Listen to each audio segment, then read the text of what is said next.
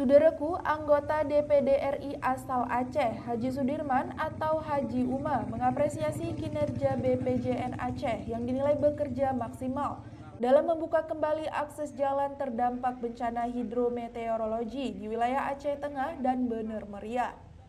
Apresiasi tersebut disampaikan Haji Uma usai melakukan kunjungan kerja ke Kabupaten Aceh Tengah, serta berdiskusi langsung dengan pihak BPJN saat kunjungannya ke Betung beberapa waktu lalu. Dari pertemuan tersebut, ia memperoleh informasi terkait progres penanganan jalan yang terus dikebut pasca bencana.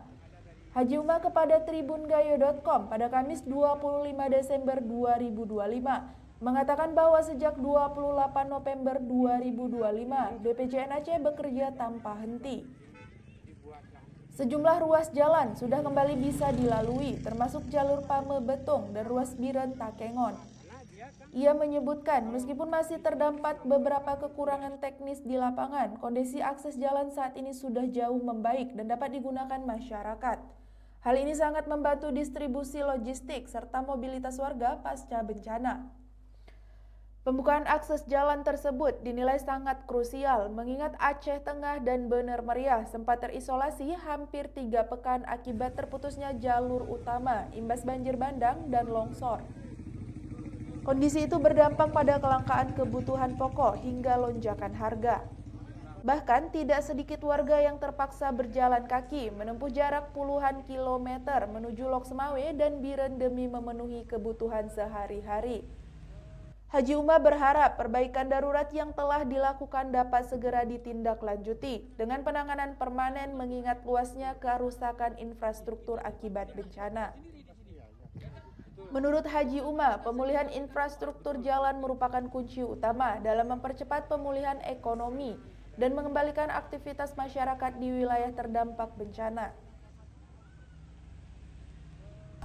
Di samping itu juga, saya beberapa waktu yang lalu sudah pernah juga melakukan diskusi dengan Balai Jalan.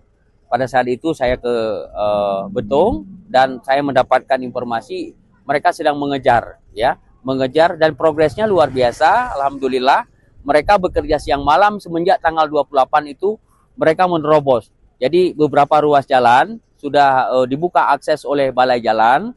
Yang pertama itu dari Pame juga, kemudian dari Betung juga, dan dari akses Biren Takengon itu sudah baik juga.